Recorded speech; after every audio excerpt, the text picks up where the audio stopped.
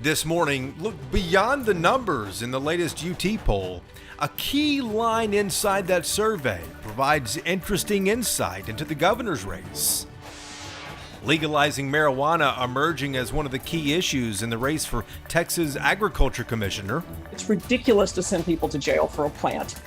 We also have to have a regulatory structure, which is legalizing, or we're just going to create a bigger black market in Texas than we already have. Democrat Susan Hayes telling voters why this position is about more than just cattle and cotton. As you talk to farmers across the state, do any farmers mention climate change? You know, it's not number one on the issue. Of course, you know, hey, in Texas, we have climate change. It changes about 4 times a year. And incumbent Republican Sid Miller on what more he wants to accomplish in his third term. Why is voter turnout generally so low in Texas? Does our state have too many elections? And Republicans double down on sending migrants north.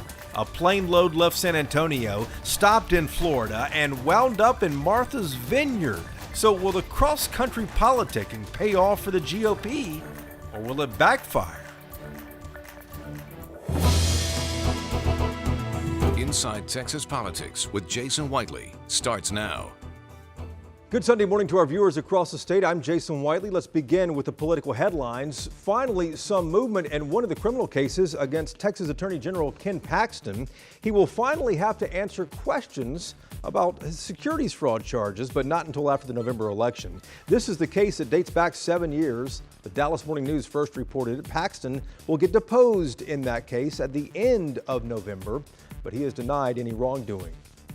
Turns out there are fewer state guard soldiers along the Texas-Mexico border than Governor Abbott originally said. Last November, Abbott said that he deployed 10,000 troops there, but the Texas Military Department said the actual number, it's really about 5,000, and it never exceeded 6,500. This is a costly mission for taxpayers as well. Republican leaders have had to transfer in nearly $1 billion just to keep paying for this. Texas Tribune has a lot more on its website. And Ken Starr died last week. He was a household name in the 1990s, and he was the prosecutor that really helped build the case against Bill Clinton, that led to his impeachment. Ken Starr led Baylor University as president later, but he was demoted in 2016 during a sex assault scandal within the school's football team. Starr had been sick for weeks, and he died at the age of 76. Let's start off, though, with a statewide poll, a statewide office, though, that polls show most Texans haven't really thought much about so far, at least so far. The Texas Agriculture Commissioner. That office regulates gas pumps and grocery store scales. It distributes school lunches across the state, and it helps financially support rural hospitals. But there's another big issue that's now front and center in this race. Both candidates on the program with us this morning, but we begin alphabetically with Susan Hayes, the Democrat who we talked to from her office in Austin. Susan, thank you for joining us here. You grew up in a ranching family. You worked in the legislature. You became an attorney, which you are now. Why are you the right person for the job of agriculture commissioner in the state? Because I both understand agriculture and understand how government works and how to get things done. Legalizing cannabis really has emerged as the issue in this race here. You and your Republican opponent, Sid Miller, the incumbent, are both advocating for it. But explain how legalizing marijuana would really affect Texas farmers who are at the core of your job.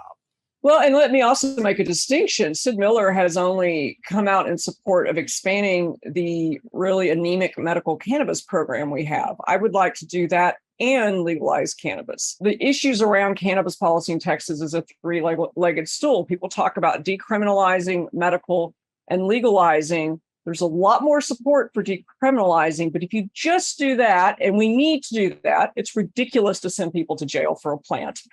We also have to have a regulatory structure, which is legalizing, or we're just going to create a bigger black market in Texas than we already have. Susan, as you know, the legislature is the one that actually will decide whether we expand medical cannabis in the state or legalize it recreationally. There hasn't been any support at all, really, in legalizing it for recreational purposes. But even expanding it for medical uses has been really slow. You described it as anemic a moment ago. It is anemic, and the votes are there in the legislature. It's Dan Patrick, the lieutenant governor, who's been, to a lesser degree, the governor. They're so far behind where public sentiment and opinion is in Texas. Medical cannabis, it has broad bipartisan support. Polls well into 70, 80% of Texans supporting it. And legalization isn't that far behind. My point is Texas has to deal with the issue, get ahead of the problems, or we're going to have a hot mess, much like California did when they failed to effectively regulate their cannabis markets. Many people may not realize that the job of the agriculture commissioner also includes supporting rural hospitals and rural healthcare too. We've reported on our Y'all-Tix political podcast how many of them are closing across the state and rural communities everywhere, really putting folks out there in a bind. What's your plan, though, to stop the bleeding there and to restore healthcare to rural parts of the state? Well, first, expand Medicaid. It's absurd Texas didn't do it. We didn't do it because the Republican leadership didn't want to do anything that Democrats did. They're that partisan. But by not expanding Medicaid, we strangled rural hospitals economically. They could not make it without that expanded patient base. We've got to do it to save what hospitals are left. Second, we've got to encourage more rural kids to get into nursing, go to medical school. We do not have enough healthcare professionals in rural Texas. And then third, we've got to stop redlining of health insurance. My husband and I are now out in Brewster County. In a lot of counties like Brewster, there are only one, maybe two health insurance providers, and they get to dictate the terms. And that is not fair to rural Texas. But again, this all depends on whether the legislature might move. You'd have a bully pulpit, I presume, as ag commissioner if elected. But how do you get the legislature to move on this? First, unlike my opponent, Sid Miller, you have to have relationships with legislators and their respect. Sid Miller is a pariah among his own party. So my job as ag commissioner is to advocate for the issues this department regulates, like or assists rural healthcare, rural economic development, promoting agricultural products. School lunches and Meals on Wheels are 80% of the budget of this job.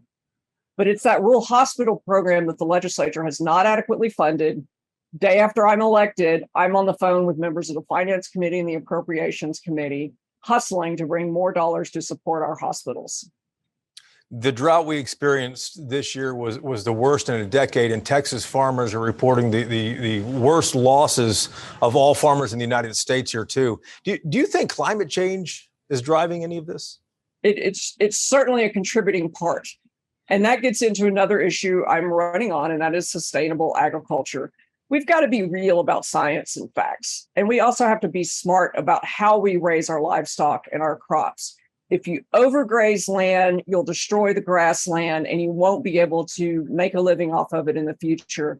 And that overgrazing destroys the soil, turns it into dust, desertification, and that exacerbates the effects of climate change. So these are complex problems, and they require leaders who are going to work with each other, analyze data, and seek solutions in a bipartisan way. Susan, thank you for the time. You bet. Thank you, Jason. Republican Sid Miller coming up in just a moment here, but let's head south now to the Rio Grande Valley, the southern tip of Texas, where we are asking a question. With everything that is happening there, an influx of migrants and state troopers, is the GOP making inroads with the Hispanic population there? Matthew Watkins is the managing editor for news and politics at the Texas Tribune. Matthew, good to see you again. Since Hispanics do now make up the largest racial demographic in this state, does this change anything politically?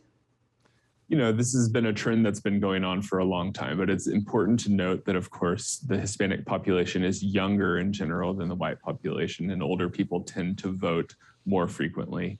There are also, of course, issues of socioeconomic status. So I would still say that in terms of the electorate, white voters are still probably the largest group. But these demographic changes matter, and the Republican Party, I think, recognizes that it needs to, win over Hispanic voters if it's going to have a long-term future in this state. Voter turnout, speaking of that, is generally low in this state. The Texas Tribune did a story on this, and it listed a few factors likely causing it. Sure. Yeah. I mean, part of the challenge is that there are a lot of races on the ballot in a lot of places. I mean, if you're voting in Harris County, Dallas County, you're talking about dozens, close to 100 races on that ballot. And it can be very challenging as a voter to know every single one. There's been a lot made about the voting restrictions that Texas has. I think that has some impact. And then, of course, we are a younger state than a lot of other places. We have a lot of poor people in the state who, move around a lot. And those types of things, you tend to see lower turnout among those demographics as opposed to, the wealthier, older people. Indeed so, who always go out to vote. Matthew, thanks a lot. Back to you in just a moment. Coming up next here, Sid Miller and what he wants to accomplish in a third term as Agriculture Commissioner, what farmers are saying about climate change, and riding the coattails of Republicans up the ballot. Plus, a key line inside that latest UT poll provides interesting insight into the governor's race. The roundtable will look beyond the numbers. And keep up with Texas politics during the week on our podcast. We dive into brand new topics, fresh interviews are there. The podcast is called Y'all-itics. Episodes drop every Sunday, wherever you get your podcasts. Welcome back to Inside Texas Politics. Let's pick back up now with that statewide office that a majority of Texas voters have yet to really look at. The Texas Agriculture Commissioner, a position that does touch your life daily. The incumbent is Sid Miller. Why does he want 4 more years? He took our call from his office in Austin. Commissioner, good to see you again. Let's talk about a third term. What in the world do you want to accomplish in a third term that you have not already? Well, we've got a lot of projects going on. I've got, I'm on a big push to get our legislature to stop selling land to China. They're buying up our farmland. Many times it's next to military bases. So the last one wanted to put in a wind farm. So the last thing we need China's doing is giving them access to our food supply and to our electric grid. How much land is China buying? Well, that one place was 140,000 acres. Total, they've got about about 500,000 acres. They just bought another ranch next to a Air Force base in South Dakota. So it needs to stop. There's other states have outlawed it. Texas, we don't have any restrictions whatsoever. It's just not smart business-wise to allow our enemies to buy our farmland and infiltrate us. Commissioner, one of the biggest issues right now in this race is marijuana legalization. You and your Democratic opponent, Susan Hayes, are both advocating for this. But the last time we spoke to you, you said this was more about helping sick Texans who can't get help from pharmaceuticals than it is about helping farmers on this. How would legalizing marijuana, though, affect Texas farmers? Well, let's get something straight. I am for medical cannabis. I want to expand the medical cannabis program because right now we pick winners and losers. We have the science. We know that it helps many different maladies and diseases. But say if you have epilepsy, you can get a prescription for medical cannabis. But if you have Parkinson's, which is scientifically proven to help, you can't. If you have cancer, you can get a prescription. But if you have MS, you can't. So the science is there. I think it's high time that we quit picking winners and losers and bureaucrats and elected officials making those medical decisions. I think that should be between the doctor and his patient. The legislature obviously decides marijuana policy, as you know, not the ag commissioner, but there does not appear to be any movement on the legislature to expand medical cannabis in this state, does there? Well, I think I'll disagree with that. We have had medical cannabis since 2011. Every session, they've added some other things that can be treated with it. Last time they added cancer and PTSD. So I think that we have a real good chance of just opening it up. Matter of fact, I have a petition that we're gathering signatures for. We're going to present to the legislature. You can find that on my website, millerfortexas.org, millerfortexas.org. Sign the petition. Talk to your legislators. I want to talk about the drought for a moment here. It's the worst in a decade. I know you're seeing that as you tour the state and talk to farmers. Texas farmers are reporting the worst crop losses in the entire country, which is a staggering figure considering what's going on here. Do you think climate change is driving this, Commissioner?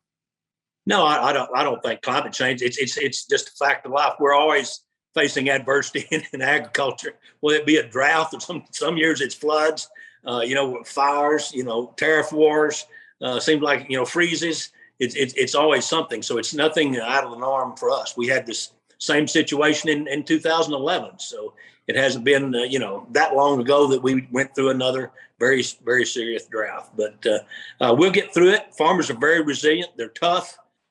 They're prepared for times like this. They'll bounce back. We're going to be fine.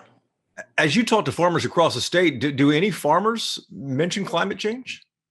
It's not number one on their issue. Of course, hey, in Texas, we have climate change. It changes about 4 times a year. I mean, we see it all the time, but that's what the farmers look for is summer, spring, fall and winter.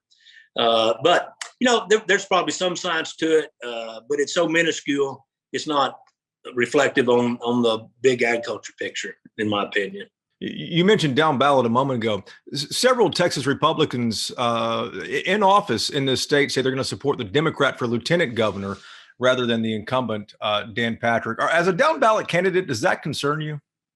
Yeah, well, of course it does. The top of the ticket, sometimes we'll have coattails and you just want to make sure you're hanging on to the right one. So if we can't get people to turn out for Governor Abbott and the lieutenant governor, they're not as likely to go down ballot, and vote all the way down the ballot.